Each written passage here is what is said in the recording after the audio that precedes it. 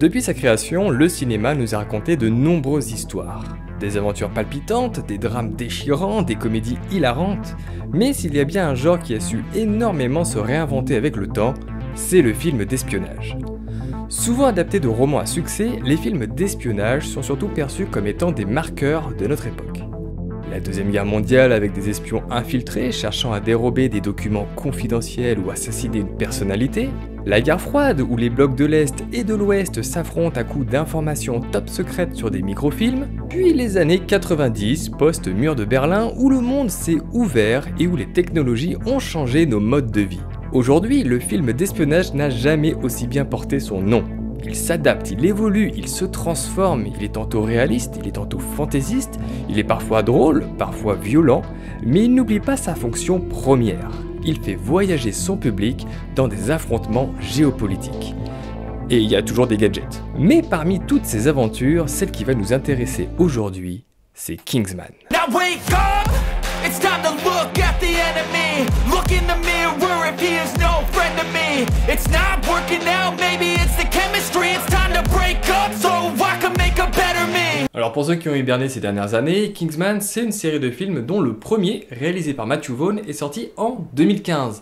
Actuellement, il y a 3 films qui sont déjà sortis et il y en a 2 qui sont en préparation. Kingsman, Service secret, premier film de la franchise, est une adaptation du comics écrit par Mark Millar, dessiné par Dave Gibbons et inspiré des aventures du héros de Ian Fleming, James Bond.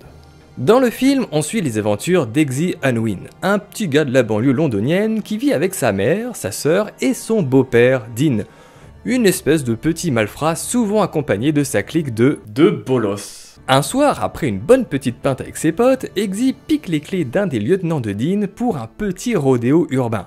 Rodéo qui se termine contre le pare-choc d'une voiture de police. Malheureusement pour lui, cette infraction vient s'ajouter à un casier déjà bien chargé en petit trafic et en vol en tout genre. S'il ne veut pas finir sa vie en prison, il ne lui reste qu'une seule solution, passer un coup de téléphone. Et clairement, à ce moment, c'est le coup de fil qui peut changer toute une vie. Quelques années auparavant, le père d'Eggsy est décédé sur le terrain lors d'une mission avec l'agence Kingsman. Une agence d'espionnage indépendante dans laquelle les membres portent comme nom de code celui d'un chevalier de la table ronde. C'est ainsi que Harry Hart, l'agent Galahad, a remis au jeune Eggsy un médaillon au dos duquel il peut trouver un numéro qu'il peut appeler en cas de gros pépins. Mise en place d'un élément qu'on sait que ça servira plus tard. Ainsi, Eggsy échappe à la prison et fait la rencontre de celui qui lui a sauvé la mise.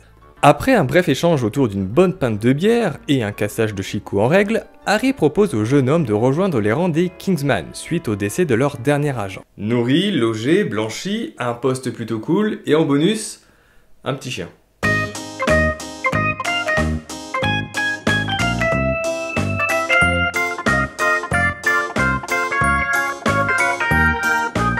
Eggsy rejoint alors le quartier général des Kingsman où il va faire la rencontre de toutes les autres recrues potentielles pour devenir l'agent Lancelot.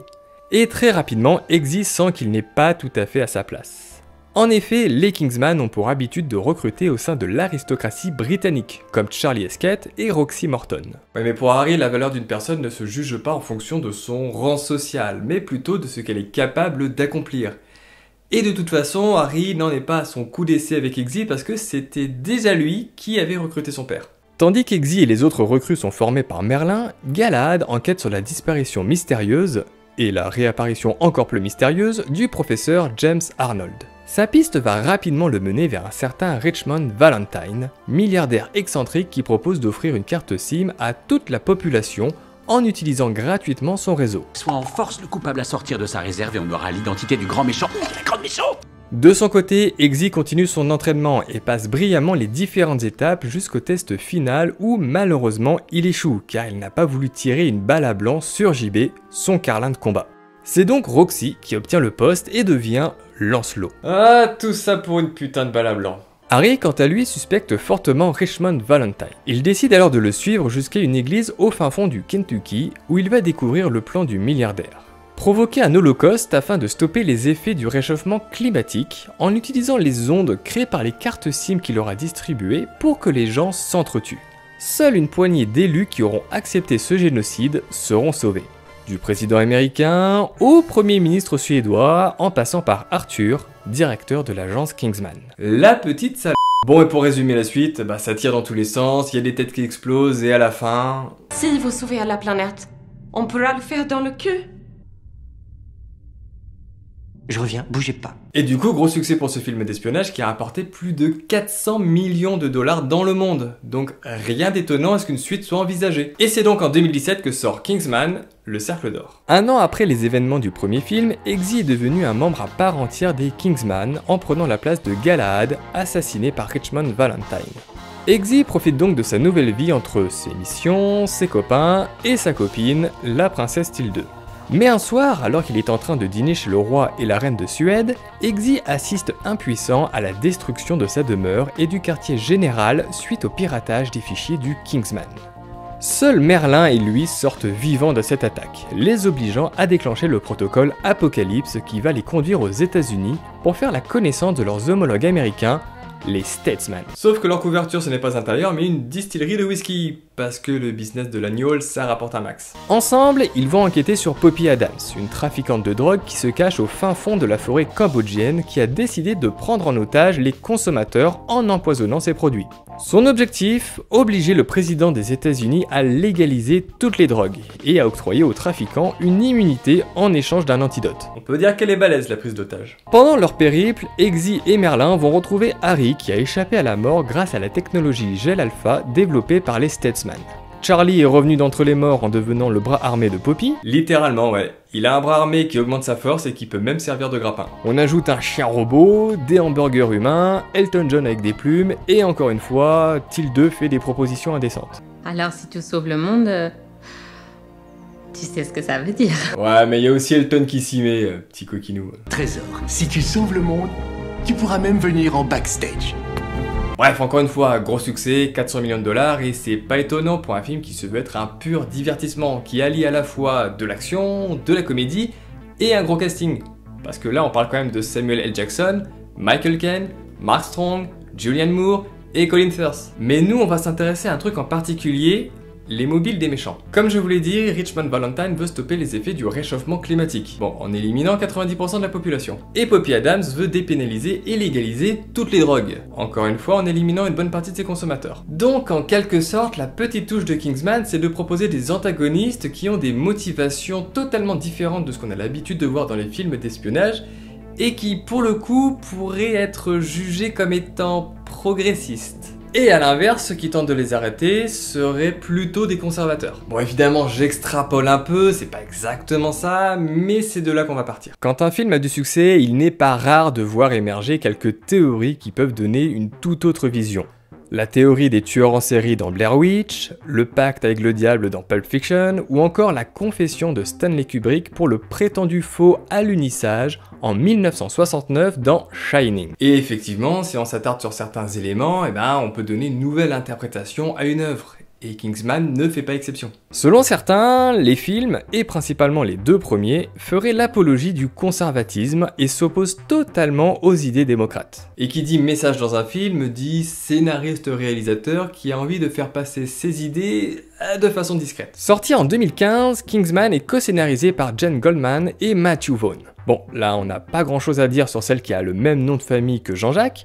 Par contre, concernant Matthew Vaughn, on a quelques éléments intéressants. Et pour cela, il suffit de regarder le personnage de Harry Hart. Et pas besoin d'être un génie pour remarquer la ressemblance stylistique entre le personnage et le réalisateur. En particulier pour les lunettes. Et lors d'une scène de dîner qui oppose Valentine à Galahad, ce dernier utilise le pseudonyme Devers, qui s'avère être le nom du vrai père de Matthew Vaughn, George Devers Drummond. C'est un aristocrate britannique. Cependant, comme le dit le réalisateur lui-même, cette scène a surtout pour vocation d'être la fusion entre ces deux cultures, américaine et britannique, et une manière d'endosser une part des arguments du méchant, même si, évidemment, il réfute ses solutions. Ok, pas de politique là-dedans, donc je pense que la première chose à faire va être de s'intéresser à ce que signifie réellement conservateur et démocrate. Et accrochez-vous, ça va pas être facile, mais je vais essayer d'être concis. La première chose à retenir, c'est que les deux camps qui s'opposent ne sont tout d'abord pas de la même nationalité.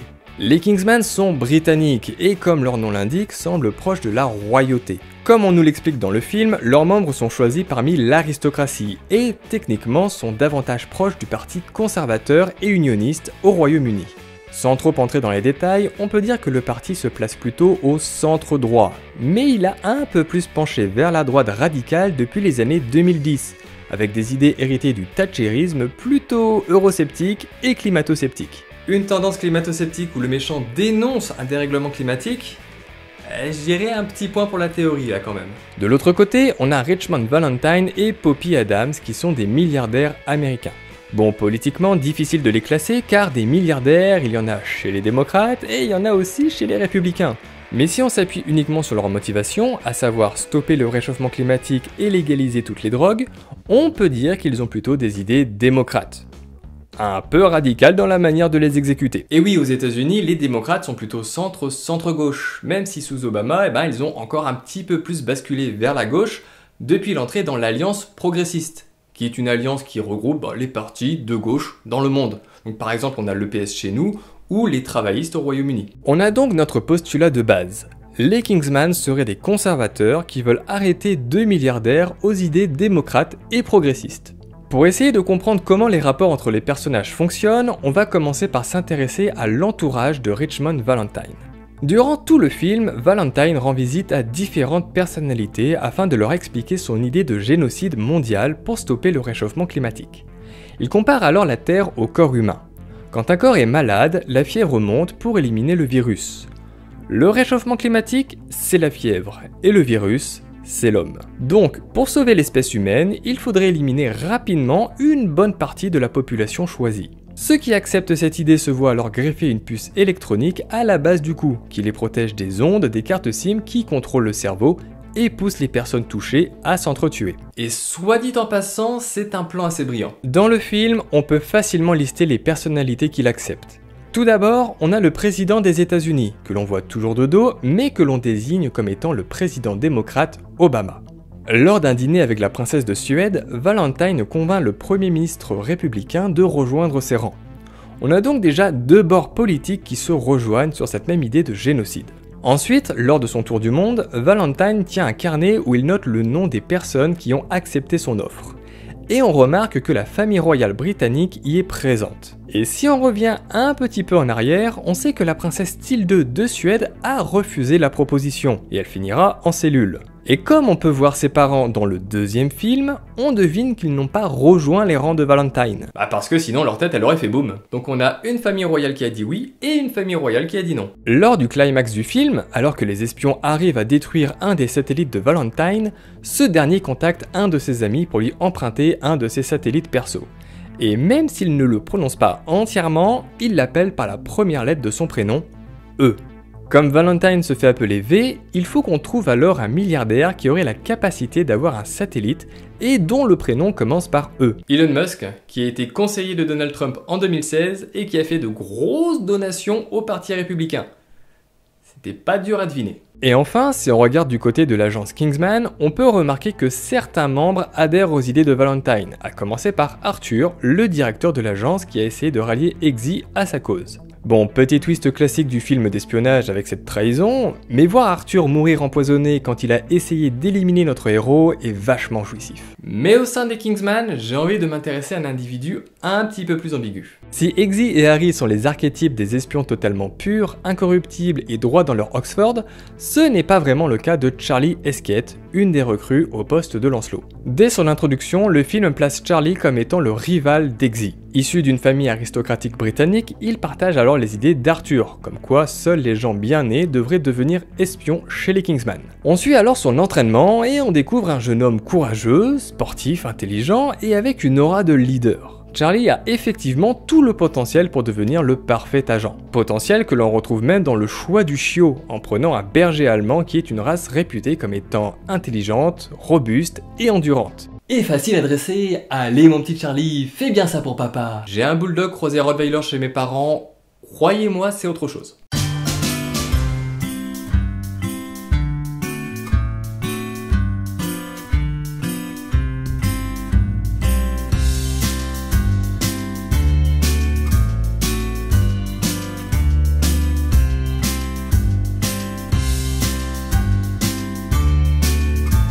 Sauf que Charlie va basculer dans le camp opposé. Alors qu'ils sont les 3 dernières recrues, Eggsy, Roxy et Charlie sont envoyés sur le terrain pour soutirer des informations à une même cible. Mais ils finissent ligotés au rail d'un train et subissent l'interrogatoire d'un mystérieux personnage. Alors Eggsy et Roxy s'en sortent très bien en restant fidèles au Kingsman, ce qui n'est pas le cas de Charlie qui balance tout. Et c'est là qu'il nous dit quelque chose d'intéressant. Je vais tout dire à mon père. En l'espace de quelques secondes, Charlie passe de jeune homme courageux à fils à papa pleurnichard. Et on le retrouve à la fin dans la base de Valentine, essayant de prendre en otage Eggsy. Finalement, est-ce que Charlie aurait basculé s'il n'y avait pas eu cet interrogatoire? Peut-être, peut-être pas, on saura jamais vraiment, mais il était quand même plutôt bien parti pour devenir un bon agent. Donc au final, si on observe les profils des personnes qui ont rejoint Valentine, on a de l'espion anglais, du politique de droite et de gauche, la famille royale britannique, du milliardaire américain et plein de personnes de cultures et pays différents. Bref, si on devait trouver un point commun entre tous les partisans de Valentine, et ben c'est qu'ils sont riches. Parce qu'en fait, ce que le film critique, ce sont les théories du complot. Et en particulier celle du nouvel ordre mondial. Ça, c'est un coup de théâtre très théâtral. Donc un peu normal que quelqu'un essaye de l'arrêter, hein. Le réchauffement climatique, c'est juste pour camoufler son véritable but. Et de toute façon, Kingsman Service Secret, c'est avant tout le récit initiatique du jeune Eggsy pour devenir un véritable gentleman. Et le film ne fait pas non plus la promotion d'un statut social, comme quoi être aristocrate, c'est mieux que d'être dans la banlieue. Et on le voit tout au long avec l'opposition avec Charlie. Kingsman, c'est avant tout un film anglais, avec un humour anglais et qui assume totalement son statut de pur divertissement popcorn. Alors ok, on a la toile de fond du réchauffement climatique, mais ça c'est juste pour apporter un débat moral, comme a pu le faire Thanos dans Avengers. Dans Kingsman le Cercle d'Or, le débat moral est un peu plus compliqué, car Poppy Adams, l'antagoniste principal, prend en otage les consommateurs pour demander au président des États-Unis à ce que toutes les drogues soient légalisées et taxées au même titre que la cigarette et l'alcool. Et pour appuyer ses propos, elle compare les effets de la drogue à ceux du sucre, qui seraient bien plus dangereux et addictifs, mais légal, tout comme l'alcool et la cigarette. Bon, évidemment, on va pas rentrer dans le détail, mais évidemment que l'alcool et la cigarette sont responsables de millions de morts dans le monde, genre entre 3 et 8 millions chaque année. Pour la malbouffe, on tape même les 11 millions de morts, en comprenant les maladies cardiovasculaires, les diabètes et les cancers. Donc avec les excès de sel, de sucre, de viande et le manque de fruits, de céréales et de sport. Pour les boissons sucrées uniquement, type cocktail, soda, boissons énergisantes, c'est 184 000 morts rien qu'en 2015, et le chiffre a tendance à augmenter. Et pour les drogues, toujours en 2015, on tape les 450 000 morts. Et ce chiffre a aussi tendance à augmenter. Et comme vous le savez sûrement, la légalisation de certaines substances fait débat dans le monde. Certains les interdisent complètement, tandis que d'autres les tolèrent, ou alors ils peuvent être tout simplement dépénalisés, comme au Portugal où uniquement la vente est interdite. Par contre, tu fais ce que tu veux avec ce que t'as planté chez toi, et tu le consommes tranquillement, sur ton canapé devant une série. Après attention, je ne dis pas que l'usage de drogue n'est pas dangereux, loin de là. Même si les choses sont exacerbées dans le film, Poppy a bel et bien une vision libérale de la consommation de drogue. Vision qu'elle partage avec Philippe Poutou, qui se sert de l'exemple portugais pour faire dépénaliser les drogues en France. Mais c'est pas pour autant qu'il faut faire de Poppy une démocrate visionnaire et un modèle à suivre. Elle reste une femme d'affaires dont l'objectif est de s'enrichir en retournant au pays. Car en étant à la tête d'un des plus gros cartels de drogue, Poppy Adams est considérée aux yeux de la justice comme étant une criminelle. C'est pourquoi elle est partie se cacher au fin fond de la forêt cambodgienne et a décoré un temple dans le style États-Unis des années 50, dont elle est fan.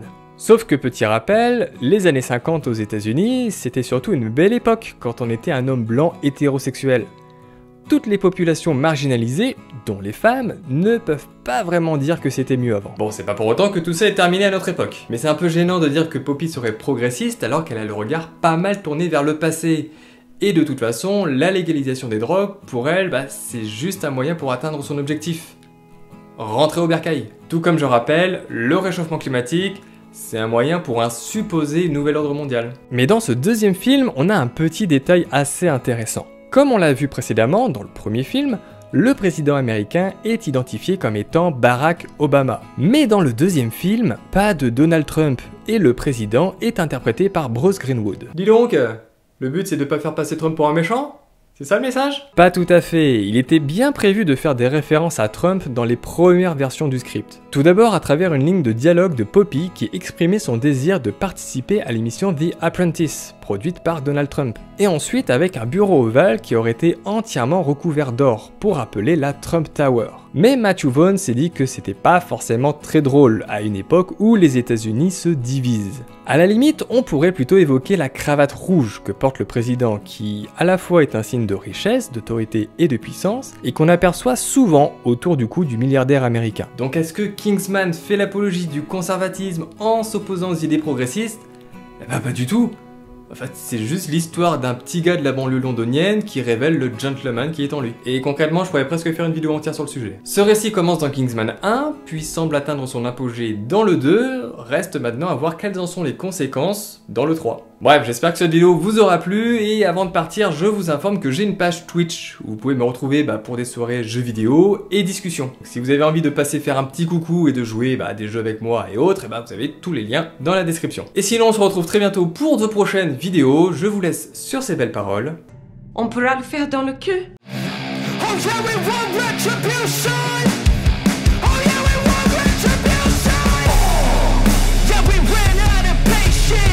Boy, you